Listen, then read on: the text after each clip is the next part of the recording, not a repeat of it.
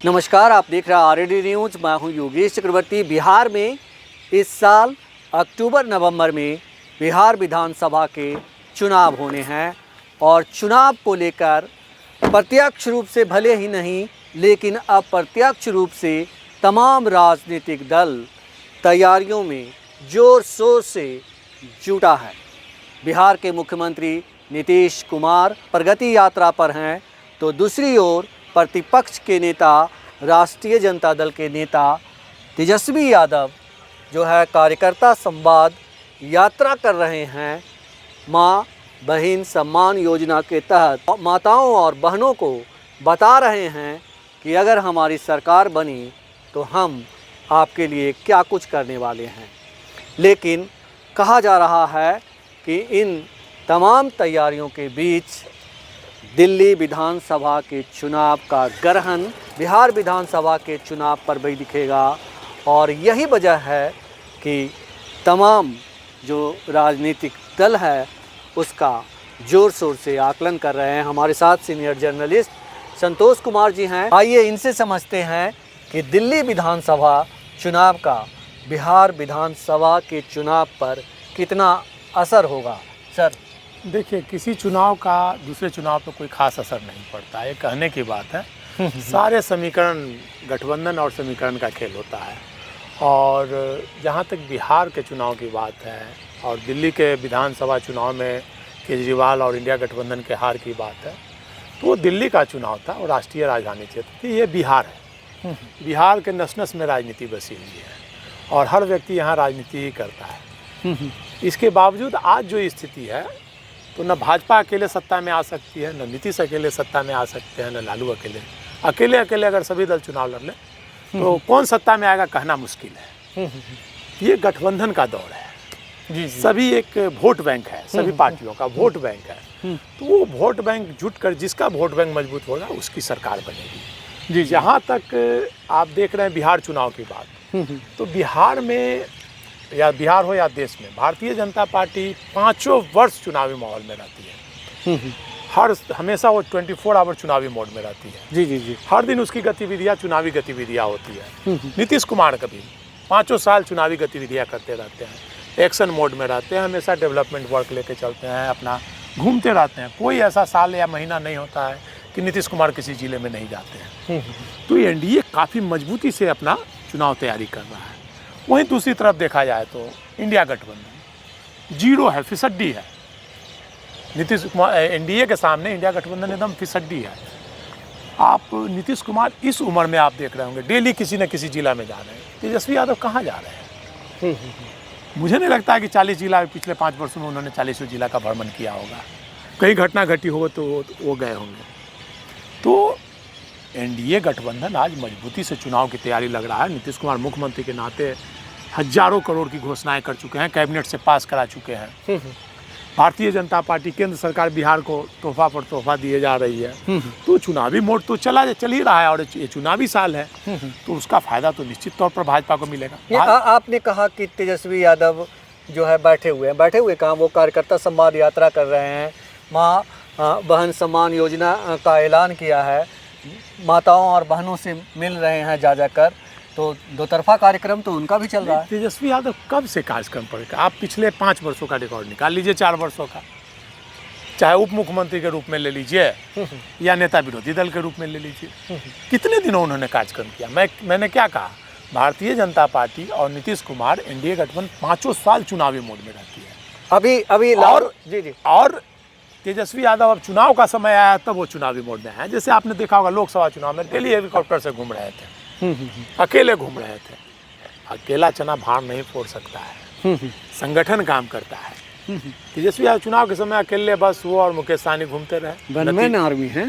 Result तो आपने देख लिया, वन मैन आर्मी का रिजल्ट 4 सीट पर सिमट गए। संगठन में सबको लेकर चलना पड़ता है।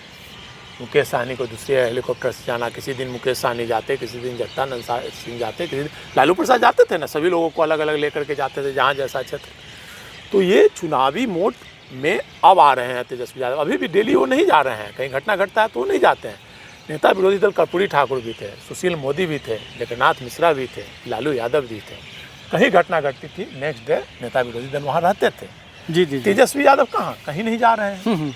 कहीं आज तक बता दीजिए तेजस्वी लेकिन यादव की। एक चीज़ बताएं कि जिस तरह से अभी लालू यादव का एक बयान आया कि भाई मीडिया वालों ने उनसे सवाल किया कि बीजेपी जेडीयू के लोग कह रहे हैं कि सरकार बनाएंगे हम दिल्ली की तरह बिहार में भी, तो लालू यादव ने कहा कि भाई हमारे रहते हुए, हम लोग को रहते हुए कैसे सरकार बन जाएगी यहाँ। तो ये बताएं कि इसके बाद सुभाष यादव आए सामने और क्या कुछ बोला, ये तो आप जान ही रहे हैं। तो इतना खौफ क्यों खाती है बीजेपी लालू यादव से? देखिए, लालू यादव सामाजिक न्याय के नेता रहे हैं और शुरू से ही वो उनकी राजनीति सामाजिक न्याय की रही है और उन्होंने पिछड़ों दलितों की राजनीति की है, सोशल जस्टिस की राजनीति की है। और लालू यादव इस कद के नेता थे कि पूरे देश में लालू यादव ही एक ऐसे नेता हैं जिनको देश में चाप चेन्नई चले जाइए, तमिलनाडु चले जाइए, आंध्र प्रदेश चले जाइए, वहाँ पाकिस्तान चले जाइए, अफगानिस्तान चले जाइए, लालू यादव को हर व्यक्ति जानता है।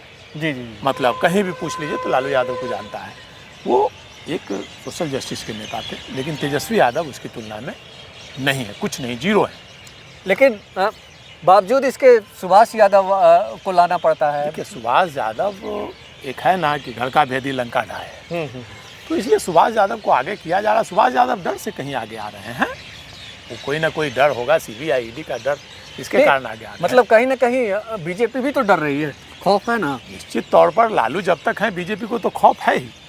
आप देखते होंगे आज 20 साल बिहार में सत्ता को हो गए एनडीए के, लेकिन अपनी उपलब्धि बताने के बजाय लालू के जंगल राज की बात करते हैं कि 20 साल पुराना बात याद कीजिए, क्या था, जंगल राज था। सुभाष यादव को बोलना पड़ा कि अपराधियों के सरगना थे लालू यादव, कि अपहरण उद्योग चलाते थे सीएम हाउस, ये सुभाष यादव को कहना पड़ा। जदयू नेताओं अब कह रहे हैं, भाजपा नेता, तो वो तो एक प्रायोजित कार्यक्रम होता है, वो चलते रहेगा, लेकिन सच्चाई इससे इतर है, जी आप जान लीजिए। और चुनाव की बात है, चुनावी साल है, तो सब लोग चुनावी मोड में रहेंगे और तेजस्वी यादव को एक चीज़ का फ़ायदा मिल सकता है, अगर वो लगातार जैसे अभी घूम रहे हैं, लगातार 6 महीना घूमते रह जाएँ तो एंटी इनकम्बेंसी का फ़ायदा उन्हें मिलेगा। बिहार की जनता अब नीतीश कुमार से नाराज़ चल रही है, जी, जो जी। खासकर भाजपा के वोटर हैं, और नीतीश कुमार अब अस्वस्थ भी हैं, स्वास्थ्य लाभ भी नहीं ले पा रहे हैं, ये भी एक वजह है। तो वो नाराज़गी, उसका फ़ायदा मिल सकता है। जो भाजपा के वोटर हैं वो जदयू कैंडिडेट को वोट नहीं देंगे। 50% लोग जो अपर कास्ट वोट है, जैसे 20 के चुनाव में भी उन्होंने नहीं दिया था नीतीश कुमार को, 15 के चुनाव में भी नहीं दिया था नीतीश कुमार को, तो जो अपर कास्ट वोटर हैं वो नाराज़ चल रहे हैं और वो वोट नहीं देंगे। जैसे 20 के चुनाव में नहीं दिया था, चिराग पासवान को दे दिया था, तो इस बार प्रशांत किशोर है, तो प्रशांत किशोर को अगर कहीं वोट मिल गया तो उसका फ़ायदा तेजस्वी यादव को मिल सकता है। ये बताएं संतोष जी कि ये लड़ाई जो है सीधे सीधे मुख्यमंत्री बनने की लड़ाई है, बदलाव की लड़ाई है। एक आदमी 20 साल से लगातार सत्ता में है और तेजस्वी यादव कहते हैं भाई कि हम यंग हैं, हमको मौका दो। तो क्या कहीं उम्मीद दिखती है, रे ऑफ होप जिसको कहते हैं, कहीं है बिहार में बदलाव होगा? निश्चित तौर पर राजनीति में कुछ भी असंभव नहीं है। बदलाव क्यों नहीं हो सकता है? बदलाव तो पिछले बार ही बदलाव के कगार पर पहुंच गए थे, जैसे तैसे सरकार बनी थी। नीतीश जी 40 सीट पर आ गए थे, बहुत अच्छे मुख्यमंत्री थे, तो 40 सीट पर क्यों आए? तो ये गठबंधन का दौर है। अब बदलाव, आपने कहा कि बिहार के नस-नस में जो है राजनीति है, लेकिन नस-नस की राजनीति को शायद सीएम नीतीश बहुत अच्छे तरह से जानते हैं। निश्चित तौर पर नीतीश जी 24 घंटा पॉलिटिक्स करते हैं और राजनीति उनके नस-नस में विराजमान है। मुझे नहीं लगता है कि बिहार में लालू प्रसाद के बाद नीतीश कुमार से बेहतर कोई पॉलिटिशियन होगा। देखिए, नीतीश कुमार की लोग लाख आलोचना करें, कुछ भी बोल दें, लेकिन नीतीश कुमार ऐसे पॉलिटिशियन हैं जो 20 वर्षों से बिहार जैसे राज्य की सत्ता संभाले हुए हैं और एक आँच तक नहीं, काजल की कोठरी से बेदाग निकल रहे हैं। आप ये भी जान लीजिए, कोई दाग तक नहीं लगा, जी, चाहे जैसे भी हो। ये बड़ी उपलब्धि है, बड़ी उपलब्धि है। मतलब जहां हर तरफ सीबीआई ईडी, और इस परिस्थिति में भी नीतीश कुमार बेदाग निकल रहे हैं। अब भले उनके स्वास्थ्य को लेकर लोग जो कह लें, लेकिन नीतीश कुमार ने development, no doubt development work तो किया ही है। जी, जी। और कोई उन पर दाग भी नहीं लगा। आरसीपी पर भले दाग लग जाए, दीपक प्रसाद पर भले दाग लग जाए, उनके जो इर्द गिर्द हैं उन पर भले दाग लग जाए, लेकिन नीतीश कुमार पर आज तक कोई दाग नहीं लगा। भले ही कई मामलों में आया नाम, लेकिन वो बेदाग निकलते गए। चाहे उनकी रणनीति कहिए, चुनावी रणनीति कहिए, वो भाजपा के साथ चले गए इस कारण बच गए, या जो रणनीति उनकी रणनीति तो सफल रही राजनीति। बिल्कुल। तो सुना है आपने, बिहार में दिल्ली चुनाव का कोई असर नहीं होगा, बावजूद इसके लालू यादव से बीजेपी कहीं ना कहीं खौफ खाती है। और खौफ क्यों खाती है ये संतोष जी ने आपको बताया। और बिहार में क्या कुछ होगा हाँ सर। आने वाले दिनों में 10 मिनट आपको और पता हाँ। चलेगा। फिलहाल इतना ही। आप हमें फेसबुक पर फॉलो करें, यूट्यूब पर सब्सक्राइब करें, लाइक करें, शेयर करें और कमेंट्स कर अपना महत्वपूर्ण सुझाव और विचार ज़रूर दें। धन्यवाद।